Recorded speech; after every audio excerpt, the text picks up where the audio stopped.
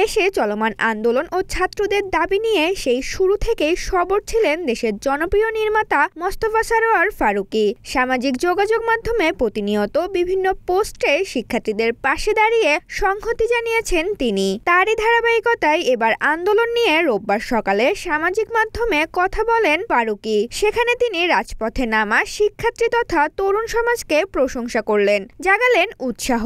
নির্মাতা বলতে চাইলেন, খুব শীঘ্রই একটি স্বাধীনতা পেতে যাচ্ছে দেশের মানুষ। ফারুকী তার ফেসবুক স্ট্যাটাসে লিখেছেন, আজ জুলাই ৩৫, স্বাধীনতা থেকে অল্প একটু দূরে দাঁড়িয়ে আমরা। জোর কদম আগে, বাড়ি চলো একসাথে। তারপর থাকবে রাষ্ট্র সংস্কারের লম্বা কাজ, প্রতিষ্ঠান সংস্কারের লম্বা কাজ, যাতে আর কোনোদিন আমাদেরকে এরকম বন্দি দশায় পড়তে না হয়। ফারুকী লেখেন, কেউ কেউ বলছেন এই সংস্কার করবে কারা?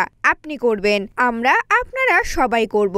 খুলে বলি, সবাই জানে আমাদের সিস্টেমের সমস্যাগুলো কোথায়, ওভারহোলিং কোথায় দরকার। এই কাজে দেশের ভেতর সিনিয়ররা তো আছেনই। তরুণদের প্রশংসায় ফারুকী লেখেন, তরুণদের কথাও আপনাদের একটু মনে করিয়ে দিতে চাই। ওরা নতুন বিশ্বদৃষ্টি নিয়ে বড় হচ্ছে। এত বড় আন্দোলনের পর ওদের সক্ষমতা নিয়ে নিশ্চয়ই আপনার ন্যূনতম সন্দেহ থাকার কথা না। সবশেষ ফারুকী লেখেন, অনেক তো হলো নৈরাজ্য, এবার সময় নতুনভাবে দেশটা সাজানোর, একটা মানবিক গণতান্ত্রিক সমাজ তৈরির। বিপ্লব দীর্ঘজীবী হোক। ঋতুপর্ণা চাকি, ঢাকা পোস্ট।